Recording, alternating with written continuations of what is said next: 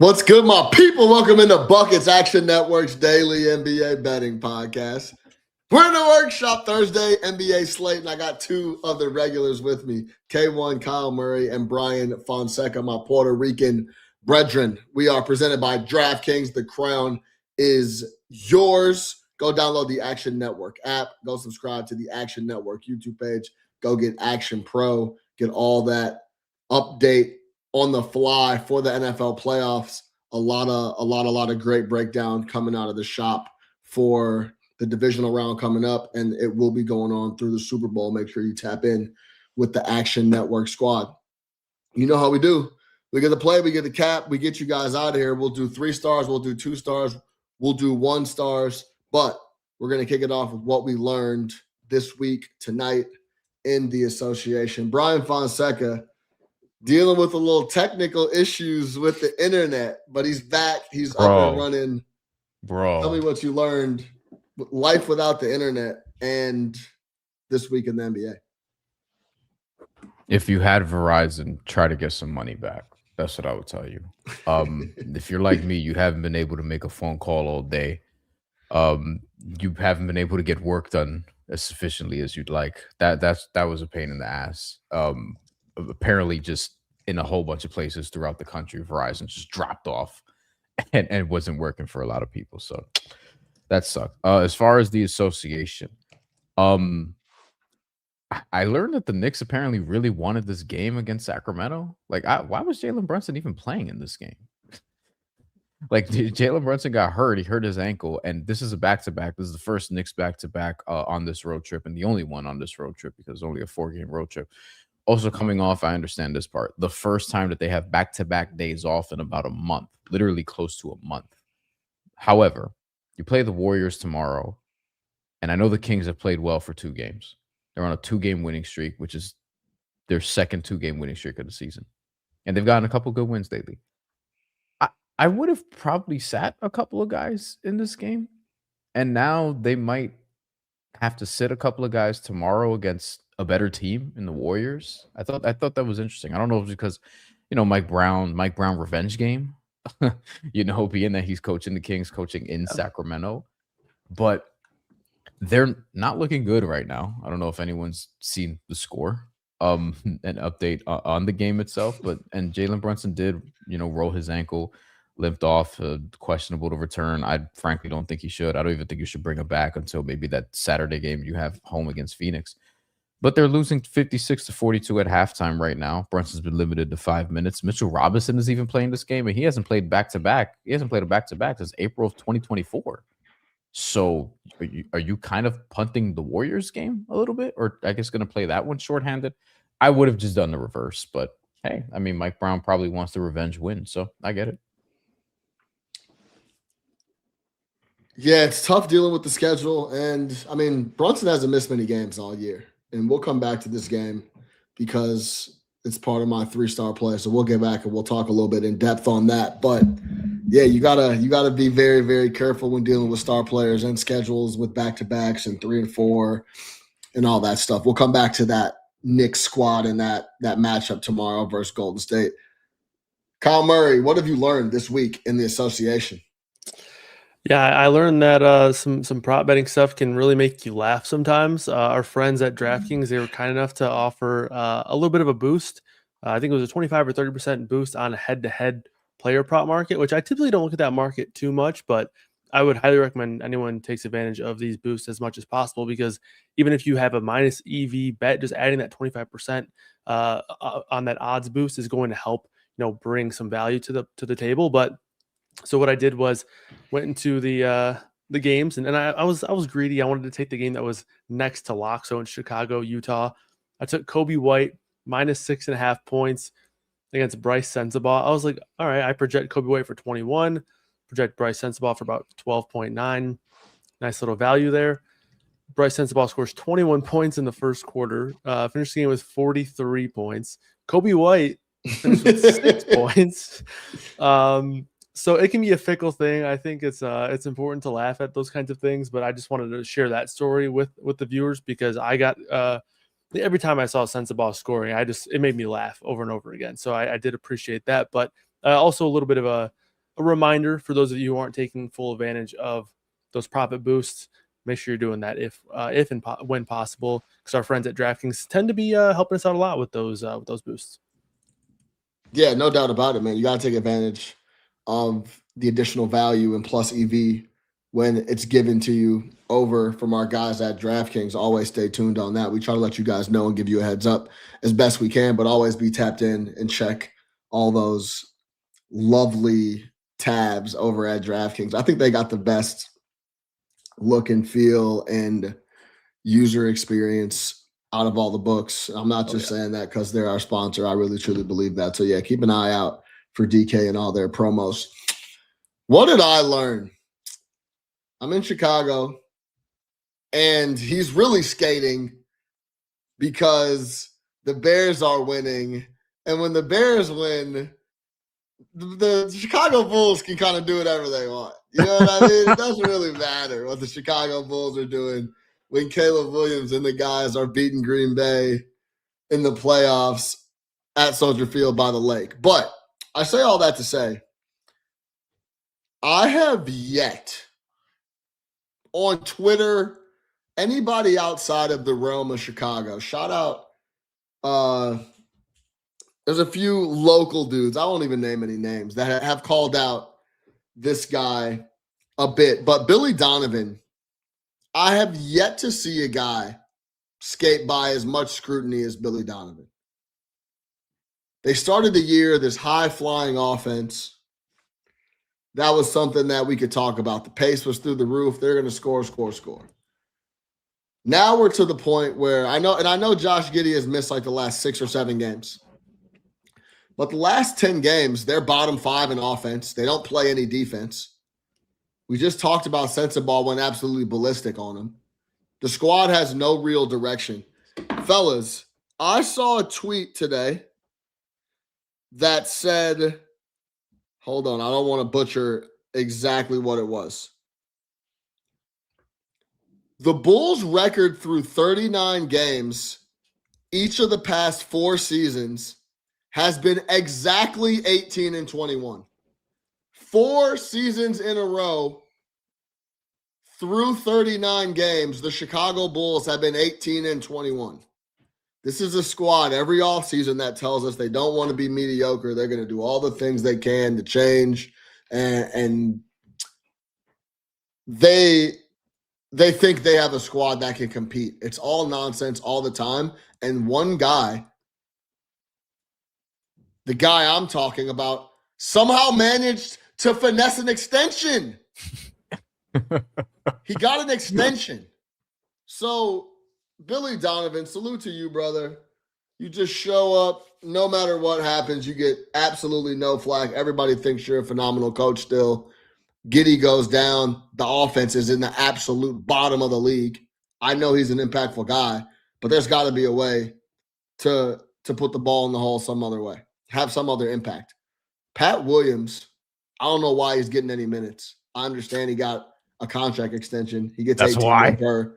He is one of the least impactful basketball players I've seen in quite a long time. He will, at the end of this deal, by the way, that has a player option in it, he will have made like $122 million by the end of this deal. Cash, U.S. American. He'll be 27. I doubt he'll be in the league.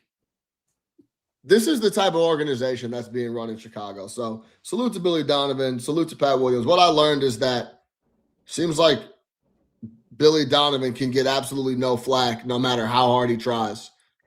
And he just goes about his business. You fucking hate the Bulls. I really, they're just a really, really frustrating team, man. From the top down, you just want to have direction. I think the only thing fans really want out of their squad is direction and like hope that things are getting back on track. You haven't had that with the Chicago Bulls in maybe 10 years. What do you think of Free Sauce's comments where he says keep Ayo, keep Buzelis, keep Trey, trade Kobe White and Vooch? Just he has the whole game plan here. And also Yeah. says they're not that bad. Their roster just makes 0 sense, and get a forward Well, that could play defense and a traditional center that could catch lobs. Like he's yeah, got the whole 2K rundown for what the Bulls need to be doing. and what also is like a Chicago Bulls, Arturas Konosovis, Billy Donovan, Reinsdorf specialty is hanging on to guys till they're worth absolutely nothing. Other Like, fan base complain about you this could have too, moved Vucevic 2 years ago, 3 years ago. Yeah. Could have actually maybe got something back. Yeah. Do you remember when I'm blanking on who's the backup center in Philly? Drummond? Andre Drummond? Yes, the Bulls had Andre Drummond. Yeah, that's People right. were clamoring for Andre Drummond.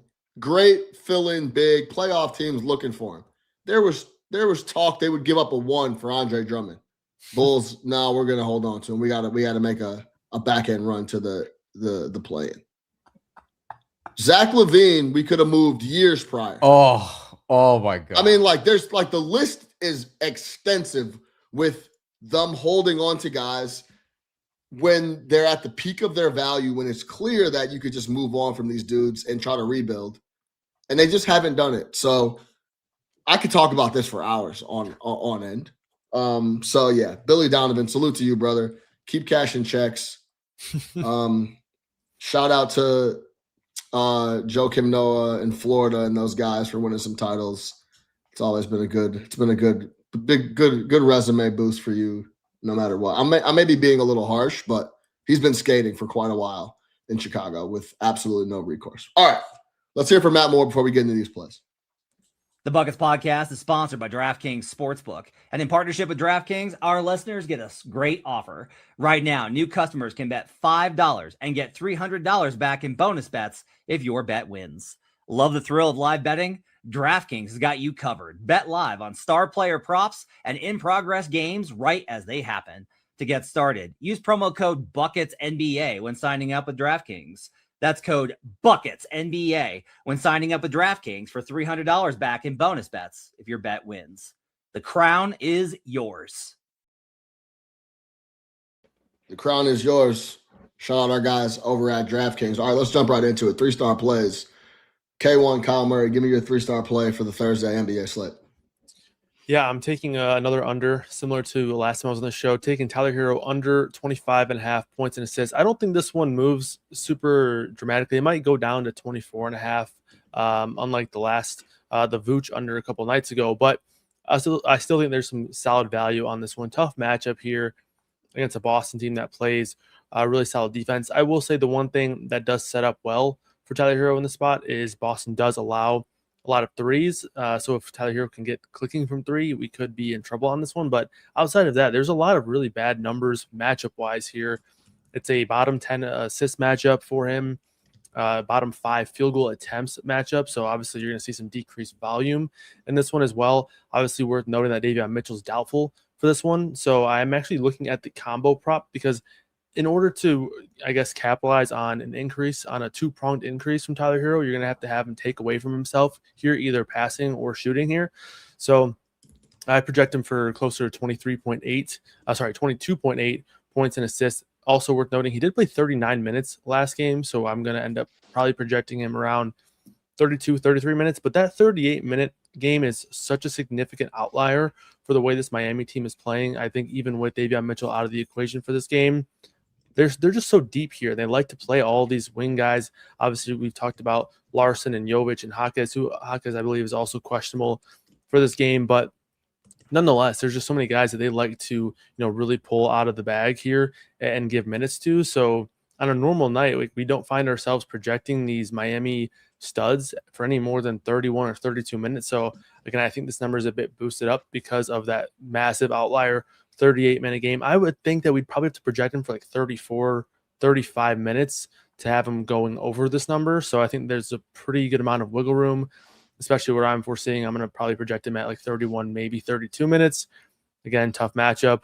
And it's worth noting that his assist rate does not improve. It actually goes down with Davion Mitchell off the floor. His usage rate does go up, but we also have seen him on the floor at times without guys like Bam Adebayo and Norm Powell in those splits. So Again, I don't think we're going to see Tyler Hero rack up a 33% usage rate here. So all things considered, the under is projecting pretty well for me in this matchup against Boston. Yeah, I like this spot a lot. I like the breakdown. I'm going to go straight to you, Fonseca. Talk to me because I know the Miami Heat is your squad. That fucking team. Listen, I have thoughts on what they might do in the trade deadline, but that's probably not for this episode. Okay.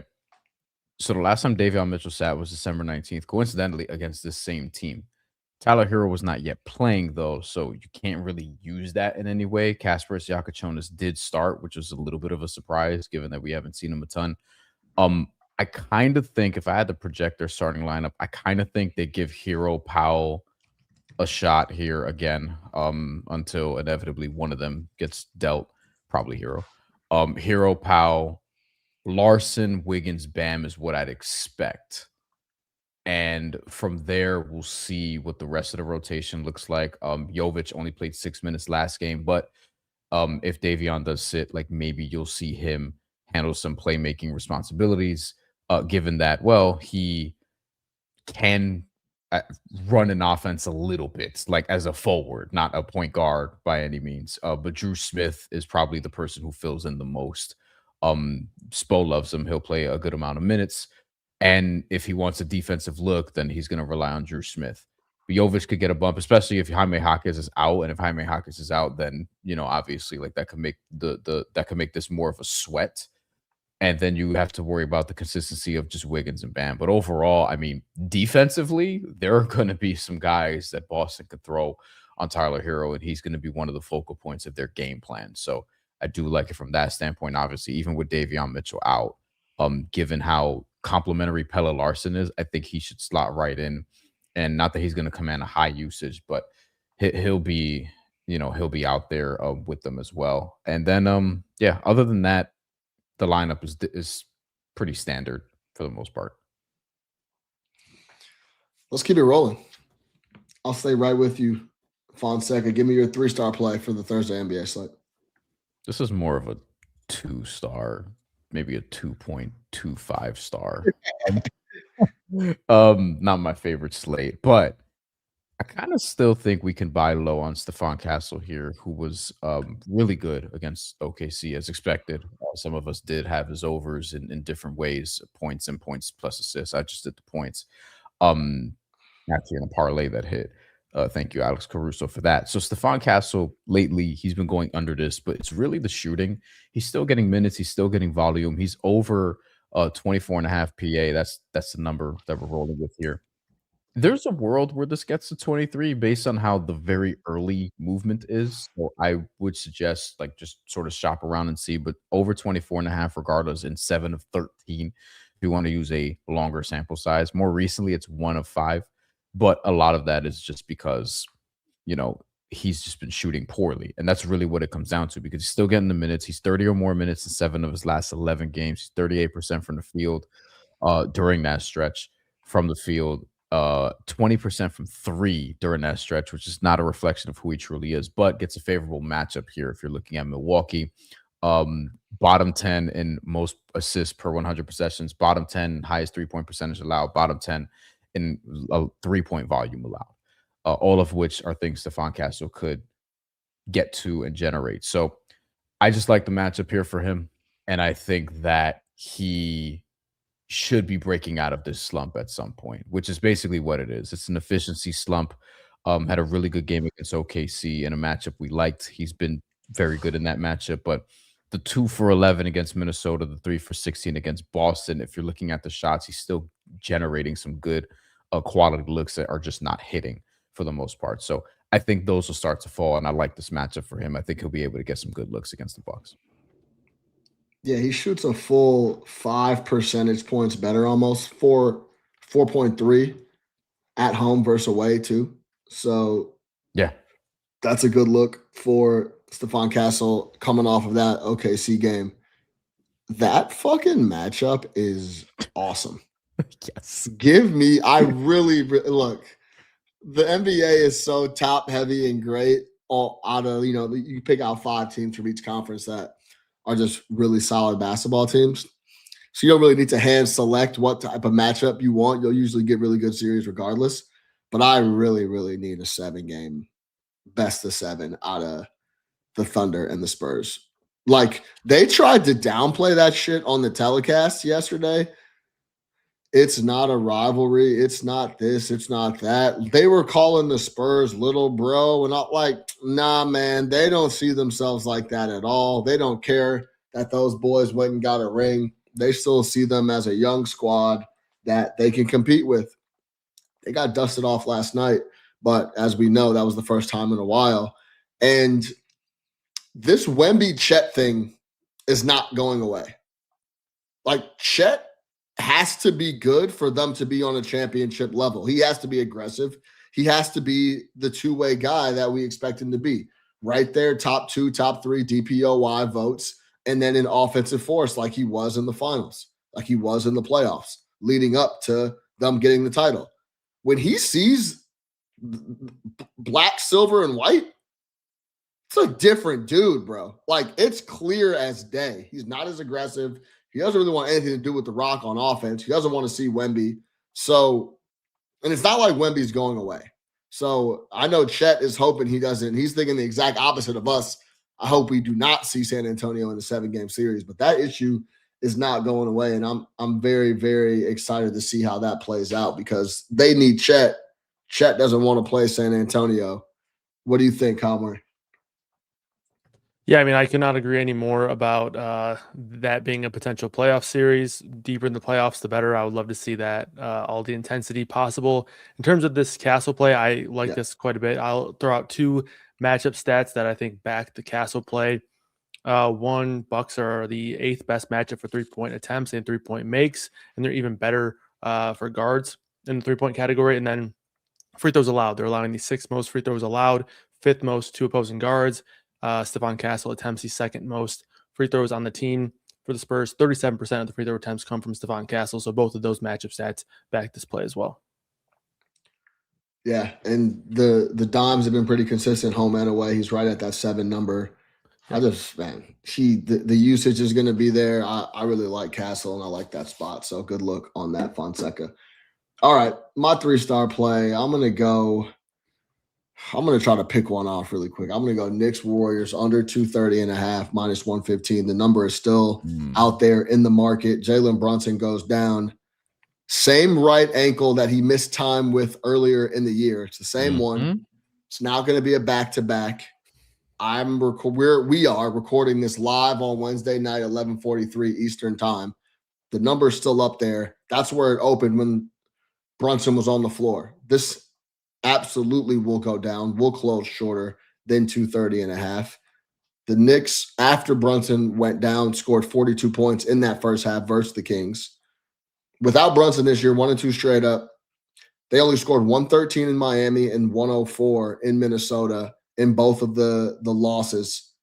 He missed 3 games. They lost 2 of them, and they scored a combined 217 over those 2 matchups. So if you're going to take Brunson off the floor potentially, and they're on a back-to-back, Warriors in their building, I like them to be able to stifle the Knicks without Jalen Brunson. I am going to gamble once again a bit with the injury report. I think all these talks about the injury report and gambling and getting out ahead of stuff, we've been pretty dead on when talking about that. So I feel good about it being the same ankle that Brunson twisted earlier and missed time. He tweaks it. And if you saw the play, it wasn't like he went up on a layup and stepped and landed on somebody's foot. He was literally dribbling out on the wing, trying to figure out what he was going to do with the rock on the possession, and his right ankle just kind of gave out.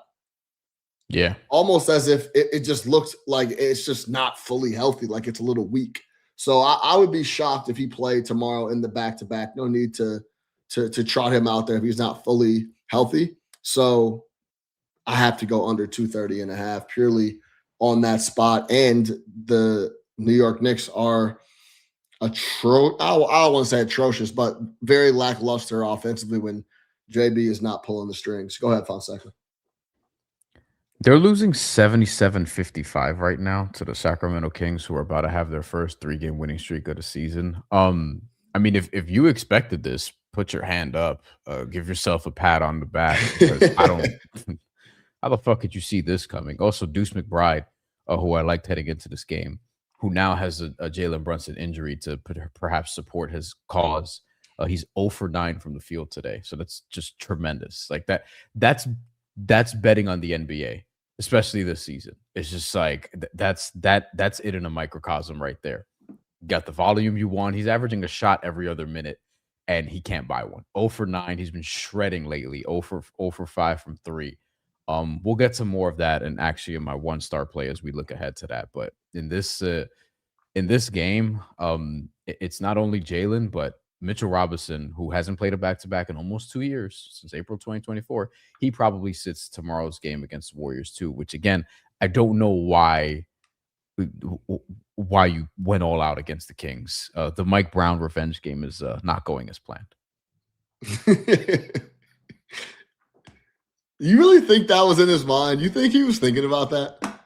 I mean, I'm sure he didn't like getting fired by them. I think when we talk about that with athletes and coaches, if you get sent to a better situation, you're not allowed to like have revenge games. Yes, like, you can. Yes, no, you're not allowed. can. You're not allowed. Yes, you can. literally Listen. escaped Sacramento, and you're in New York coaching at the Garden every day with one of the probably top 2 teams in your conference. You escaped Sacramento. Have you? Why would you like revenge?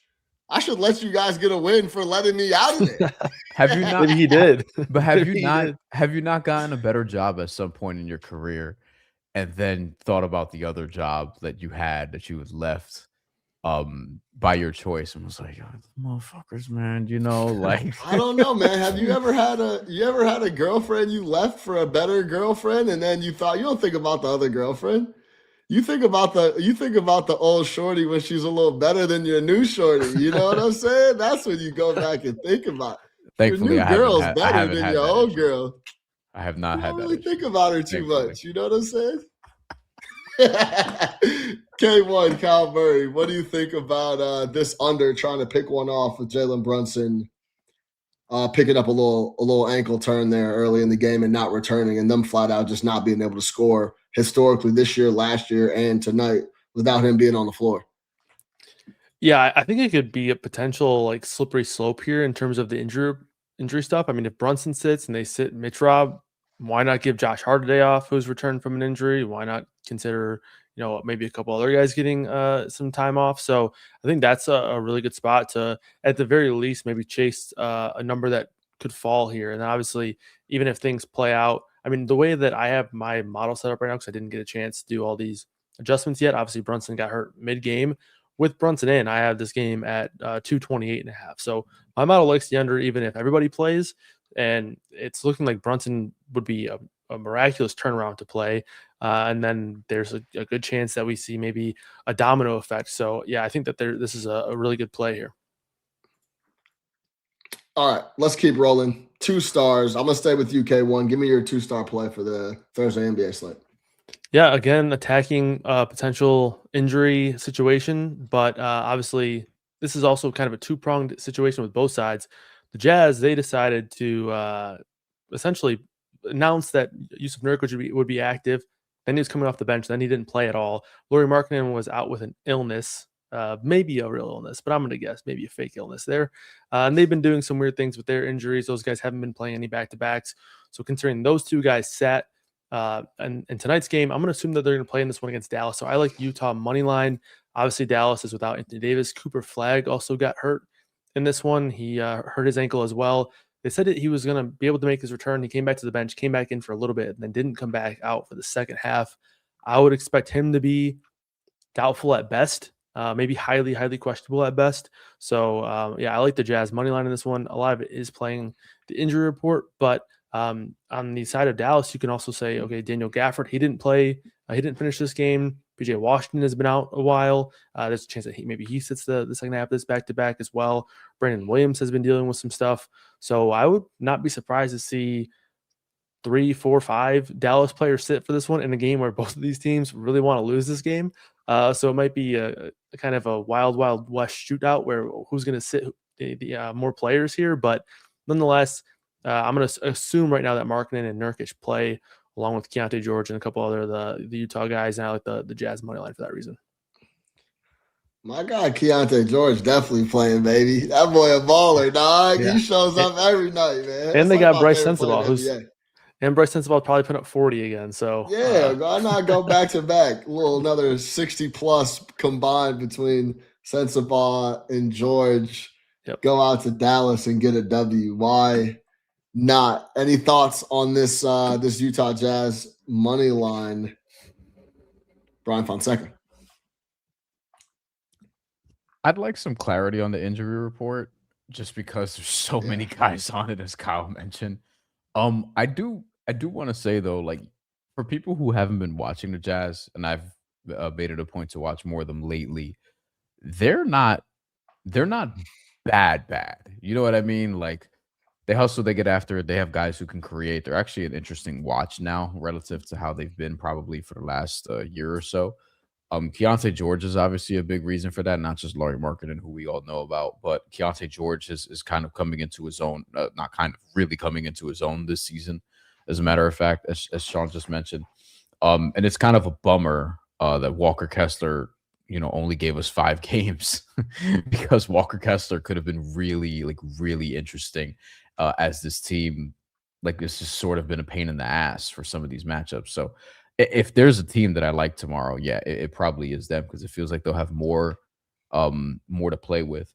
But yeah, I mean, Utah's a kind of a fun young team, I would say. Like they have an interesting mix of young guys and then some vets like a Lauri Markkanen, like a Svi, for example. But Kyle even mentioned with Bryce Sensabaugh at the top of the show, like just out of nowhere, getting a 40-point game. Like, Utah's got some interesting, and this if you play fantasy basketball, Utah's got some guys worth monitoring for sure. Yeah, oh my God, free sauce! Really, Bridges is taking a free throw for the first time. He had contact. That's great. Mikal Bridges, because we talked about this. He had 6 free throws in like a 17-game stretch. This is Mikal Bridges' first free throw since January 2nd. Against the Atlanta Hawks. He has taken 3 free throws since December 19th. Now 4 and 5. That is crazy. And they're not blown calls, I'll tell you that. we'll leave it at that. So shout out Bridges getting to the line. One thing you can count on, if you were speaking of just paying attention to the Jazz or not, I think they are worth their fun watch. I think Keontae George is worth flipping on just for his offensive bag. It's really extensive. Yeah. He is a really real bucket. So I would check Utah just for that. But if you're looking to fade Utah, any type of capable big without, as Fonseca mentioned, Walker Kessler being out most of the year, Kyle Filipowski's not going to do it against a big physical big. They will put up big numbers, so keep an eye on that. They're just going to get smoked in the paint by a capable big. You saw Vucevic tonight from Chicago. He had a really good game. He was 14 of 22 from the floor, like kind of having his way. So, and he's not like that. So if you're going to get a big guy that makes an impact versus Utah, look at him, some of his props and potentially how he would slant a game in their opponent's favor. All right, Bryan Fonseca, give me your 2-star play for the Thursday NBA slate. 1.75 star. Anthony Simons over 12.5 points. Now this could be a full 2-star. I like this one. Anthony Simons, I look, backing a dude like this always makes me nervous because these guys are liable to just have a 1-for-9 night and end up with like 5 points because of a 3 and a couple free throws. And then it's like, should have known. But Anthony Simons is over 12.5 in 8 of 9. As we talked about earlier, and as Kyle mentioned, Davion Mitchell not expected to play. That's going to open up some opportunities for the Celtics backcourt, for the guards, for the creators who are going to be at the top of the key, at the wings, on the perimeter in general, not just Jaylen Brown, whose numbers could be like stupid tomorrow. I think his PRA is 42.5 right now. If you want a piece of Jaylen Brown, Peyton Pritchard's someone I gave a look to is at 16.5. He hasn't really killed the Heat like that, but this is a different team. And obviously Peyton Pritchard's a different level player. So there's a chance that he has a good game tomorrow, especially given that Davion Mitchell, if he's not playing, obviously he's not going to be starting, which means the defense in the Heat backcourt to start the game could be somewhat compromised. That being said, Anthony Simons coming off the bench, staggered minutes with some starters with a mix of different guys. Coming off the bench also means he might get more Kel'el Ware than Bam. We like that from a defensive standpoint because Bam is a much, much better defender, even though Kel'el Ware gets the accolades or the premature accolades from people online because they just look at his stats. But defensively, still doesn't always know where he is. And if Anthony Simons could get him in space, that could be a problem. He can get to his three-point shot. If Tyler Hero's on him, that's not going to be an issue. If Norman Powell's on him, it's not really going to be an issue. It's just a matter of can Anthony Simons actually make the shots that he's going to generate. Now, Drew Smith, that could be a little bit of a problem, but their screening actions and the way they can generate offense and guys can move without the ball, like Boston will be able to put them in positions to succeed. Simons is over 12.5 and 8 of 9.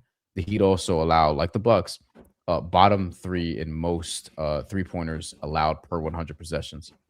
And he's gotten consistently 25.6 minutes over the last 5 games and over the last 8. So you're seeing a healthy minute share there. So he's putting them up. He's putting up a lot of shots. That's what he's there to do. He's getting the minutes. He's getting the opportunities. He's getting the looks. He's getting the volume. I like this matchup for him, especially with Davion out, which means, hey, get a screen on Drew Smith and go to work and see what happens. Something that's really interesting in this matchup is the first quarter number. Miami at home is 9-11 in the first quarter ATS, but on the road they're 15-4. And then if you look, and then the last 6 games, the Boston Celtics have won the first quarter. So something to keep an eye on in that matchup. If Boston can win that first quarter, they could potentially get back going and never look back. I thought that was really interesting. They're on the road 15-4 in the first quarter is by far the best number in the league. That's a ridiculous stat. 15-4 on the road in the first quarter ATS, 15-4-1. So something to keep an eye on. Simon, someone's got to help out Jaylen Brown. What do you think, K1? What do you got him on your projections? And a 25.5 minute projection, which I think is, he's been pretty consistent about minutes, which is good for Simons because he had a little bit of a stretch where he was a bit of a headache up and down in terms of minutes. So the consistent 25 to 27 minutes he's played in that range, or 24 to 27 in 5 straight games, that's a nice little level of consistency there. In that time, I have him for 14.8 points in this one. And this is, I think, one that might even be better than the projection indicates, just due to the fact of the way that the Heat play defensively. Obviously, they play really fast, so you get an uptick in terms of volume, especially from 3.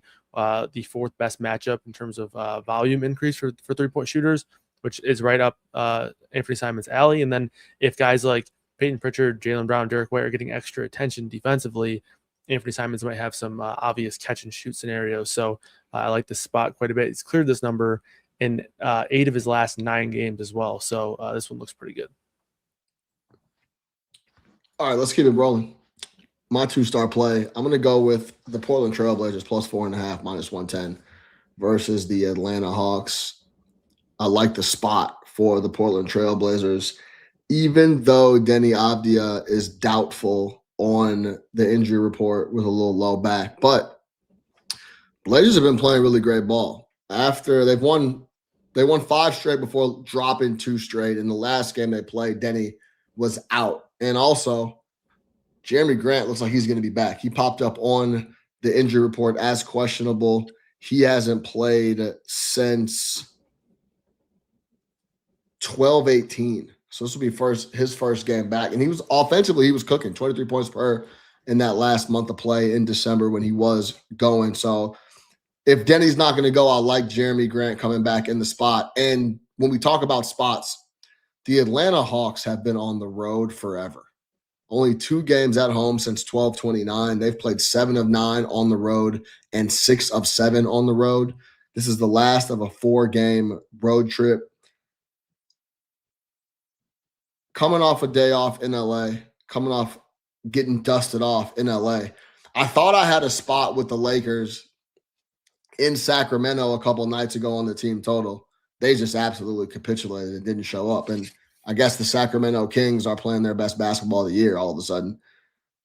But to that point, the Hawks had ripped off 3 straight. They were on the road, and it was almost like that mentality just from listening to the pressers and just all the commotion around the Atlanta Hawks is like, we've been on the road and we kind of did what we needed to do. And it was quite the opposite for the Lakers. That was the spot. The Lakers end up dusting off Atlanta and getting that W. I think this is also a good spot for the Blazers, getting Jeremy Grant back. Denny Avdia is doubtful. That typically means they don't go, but we'll see what happens there. Even if he doesn't, I think 4.5 is too many points for a team in Atlanta that gives up quite a bit of buckets, even though Portland has a hard time scoring. I'll take the 4.5 in the upper Northwest with the Hawks trying to get back home off of being on the road for the last almost full 2 weeks. Any thoughts here, Fonseca? I wonder just how they're going to look. Denny's out in this one in particular. Yeah. And how they sort of just generate enough offense maybe to keep up would be my only question. But they might not have to because they've shown that they can defend well. And with Denny off the floor, they'll probably be able to focus on defense a little bit more and become a defensive-minded team. And obviously Atlanta without Trae Young now because he's going to be out through the All-Star break apparently because Washington's totally not tanking. They're gonna obviously hope to be a better defensive team as well. So maybe this is an under spot. I don't know. Don't quote me on that, but yeah, I'll be watching this one. I'll be watching this one for sure. K1, any thoughts? I mean, I can just parlay this into my 1-star play because I have an idea of how they might be able to generate some offense with no Perfect. Denny. So I'm looking at Caleb Love in a 3-point ladder here. I like his 4+ threes plus 180 and 5+ threes plus 400. This guy is certainly not afraid to shoot. We know that. It is worth noting, yes, Jeremy Grant questionable, so he could return for this one.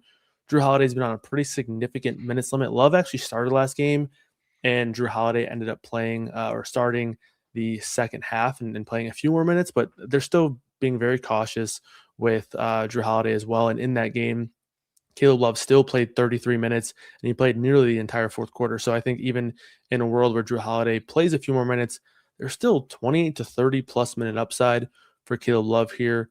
Massive usage rate over the last couple of weeks here, and then over the last couple of games with no Denny, 29% usage rate against the Knicks, 29.6 against Golden State. He took 12 threes against New York, 9 threes against Golden State, and 3 games ago he took 8 against Houston.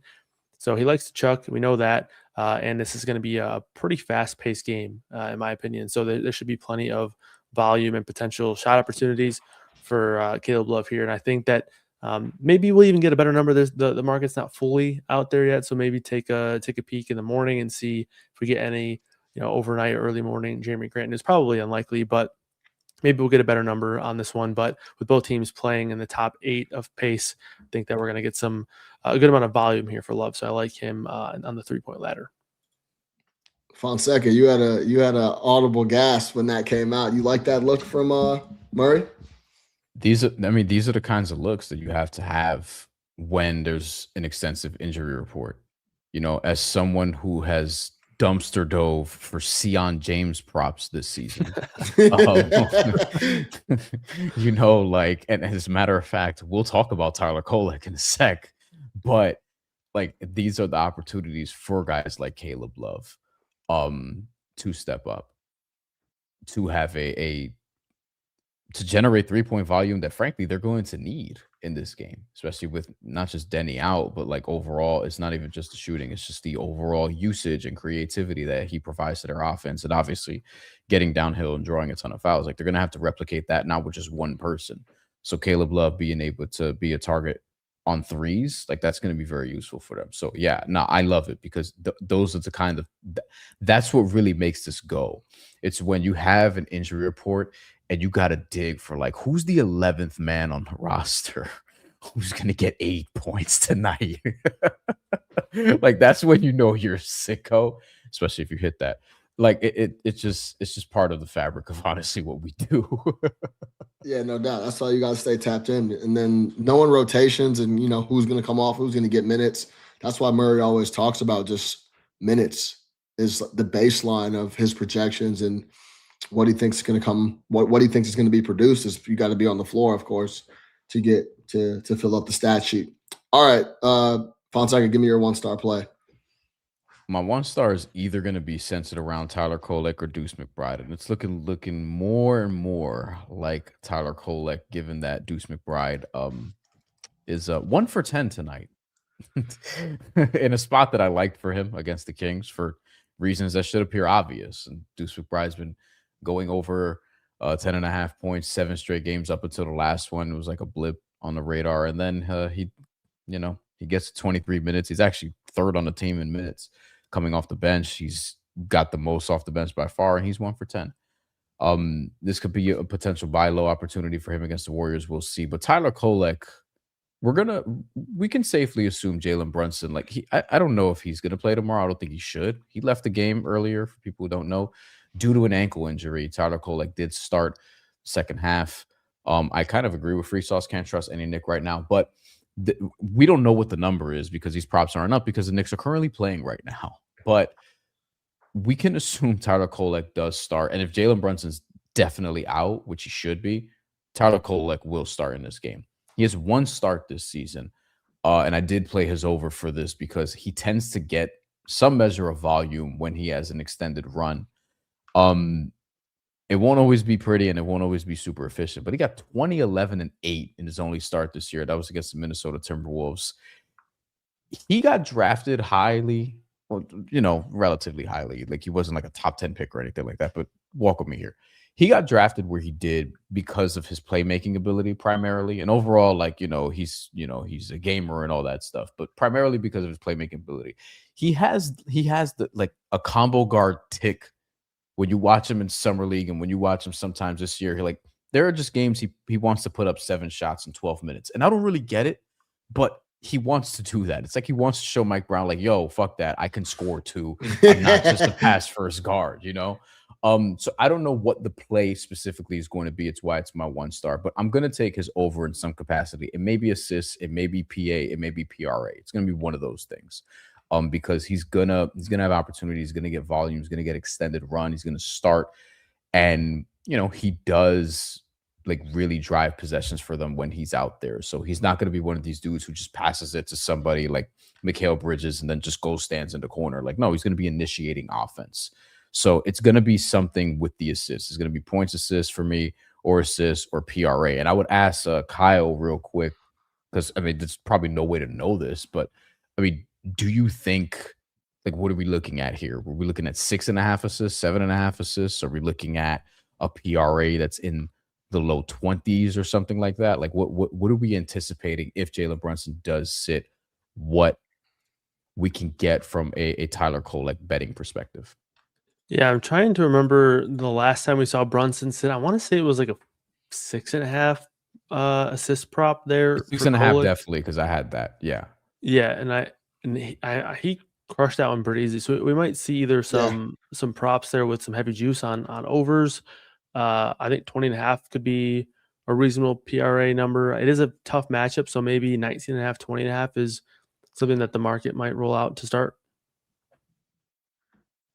Yeah, off the top of my head, we were trying to figure out who would start, and Kolek did get the start, and I think the assist prop was 6.5, and he had like 8 or 9 dimes in that. He had 8 that game, and we cashed. So yeah, I remember that vividly. So yeah, I took it then. I took the assist then. I just wonder what the best number will be between the assist and the PRA. Yeah, anything else, and the PA, because could get that too. Stay tuned there. K1, give me. Oh, you already gave me your 1-star. I'm gonna go. I'm gonna switch it up, man. My 1-star on the sheet on the graphic is Phoenix money line plus 195, but I want to talk about. I'm going to take Orlando minus 4.5 with Franz coming back, and I'll sacrifice my 1-star so we can get in a little conversation about Franz Wagner coming back. He's been out for quite a while now, and conveniently, his first game back happens to be played in Berlin with his brethren, the Germans out there. So I wanted to talk about how we could cap this, him coming back into the fold. We've talked ad nauseum about how important he is to Orlando and them just not having to run so much through Powell, and he could just take some of that usage off of his plate, and they get a ball handler back, and the list goes on and on.